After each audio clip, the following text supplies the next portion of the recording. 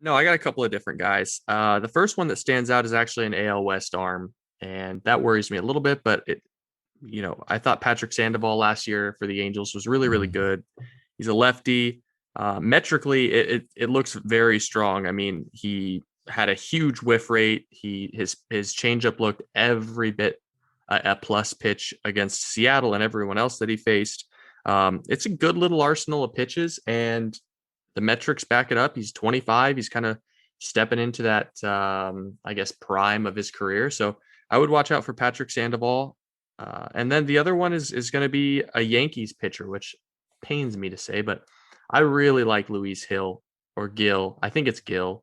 Yeah, I think you might be right. It might be heel because of I think it's heel. Yeah, it might be heel. Although you're going to hear it's going to be kind of like Juan 10. Everybody's calling him 10 when that's just not how Latin names work. It should be Tane, but you're going to hear everybody say 10. That's the same thing with heel. Yeah, so I'm reluctant to say Gill, but I do think it's heel. Right. But I mean, 97 and 99 with an absolutely dynamic plus slider. It's a wipeout slider, and the changeup was pretty bad last year, but he had feel for commanding the pitch. So I think that's the kind of guy that honestly, I think everyone's a little bit too low on him. I don't know if he's necessarily to the level that Luis Severino was coming up in terms of prospect pedigree, but he looked every bit like a number 3 starter to me, and they need arms in New York. So he's going to get plenty of opportunity. Yeah. You go back to Sandoval for a second. He's a really interesting guy because I think we mentioned him last week or the week before for some reason. Like the Angels have a lot of guys that belong in that 3, 4, 5 range in the rotation, and they're just kind of hoping Noah Syndergaard and Ohtani can be legit 1 and 2 to support their chances to make the postseason with Mike Trout healthy and Rendon coming back and all that good stuff. But Sandoval is really interesting. He dominates left-handers. He doesn't throw that hard, but he absolutely dominates left-handers.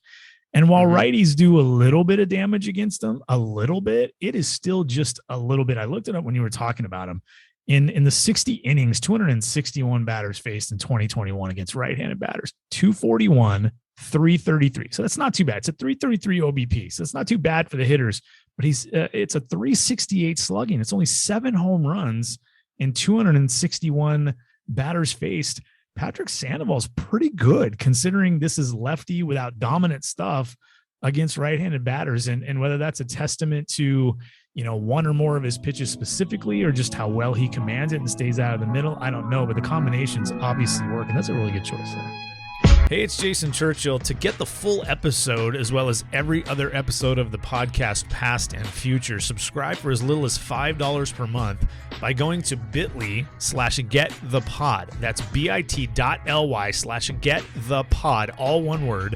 A link you can also find on my Twitter profile. Hey, thanks for checking out Baseball Things.